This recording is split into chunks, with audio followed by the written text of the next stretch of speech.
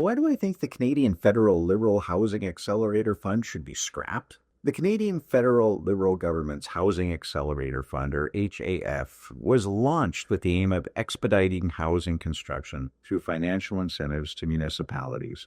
While its premise sounds promising, the fund perpetuates the wrong approach to solving Canada's housing affordability crisis.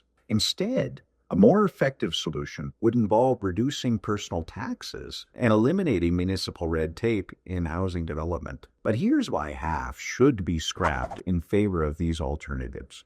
The problem with government-driven housing solutions like the Housing Accelerator Fund is emblematic of a common flaw in federal housing policies: a centralized, one-size-fits-all approach that doesn't address the root causes of the housing shortage. Municipalities, which control zoning and approvals, already suffer from too much bureaucratic oversight. Adding another layer of federal oversight and conditional funding risks complicating rather than streamlining the housing approval process. The HAS focus on incentivizing municipalities to meet housing targets may lead to misaligned priorities, and municipalities might prioritize projects that secure funding rather than those addressing local market housing needs. And worse, the bureaucratic process tied to the federal grants can slow down construction timelines and inflate costs. This top-down strategy fails to tackle the primary obstacles developers face: high taxes and municipal red tape. Canada's tax burden is one of the highest in the G7, leaving individuals with less disposable income to save for a down payment or afford higher rents. So by reducing personal income taxes, the government would empower Canadians to build wealth and achieve homeownership more easily. Lower taxes would also increase disposable income for renters, alleviating the strain caused by skyrocketing housing costs. Now, for developers, tax burdens are similarly restrictive. Corporate taxes, GST on new housing, and taxes on building materials, tax on tax on tax. It significantly increases the cost of construction, and these costs are passed on to home buyers and renters. Reducing these taxes would encourage private sector investment in housing projects, increasing housing supply, and driving down prices organically.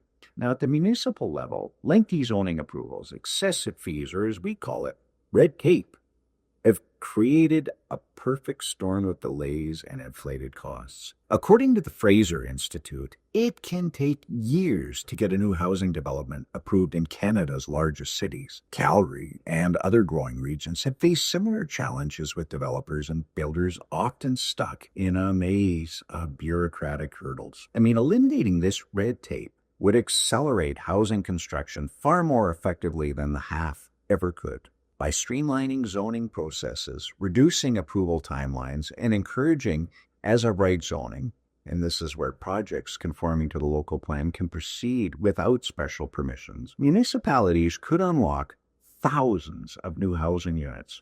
Provinces like Ontario have already taken steps in this direction by implementing measures to reduce municipal barriers to housing construction.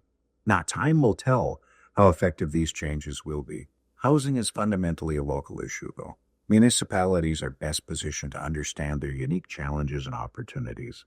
A federal program like the HAF risks overriding local priorities with generalized mandates. Instead, empowering municipalities through tax reforms and regulatory simplification would give them the tools to address housing shortages directly. Now, moreover, Canada's housing market is shaped by diverse regional factors.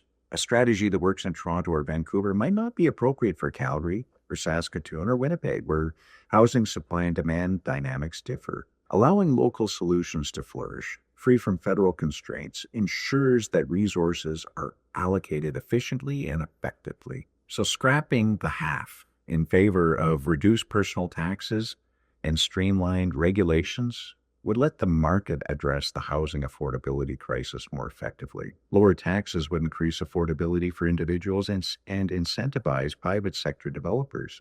Cutting red tape would remove unnecessary delays, allowing housing projects to proceed faster and at lower costs.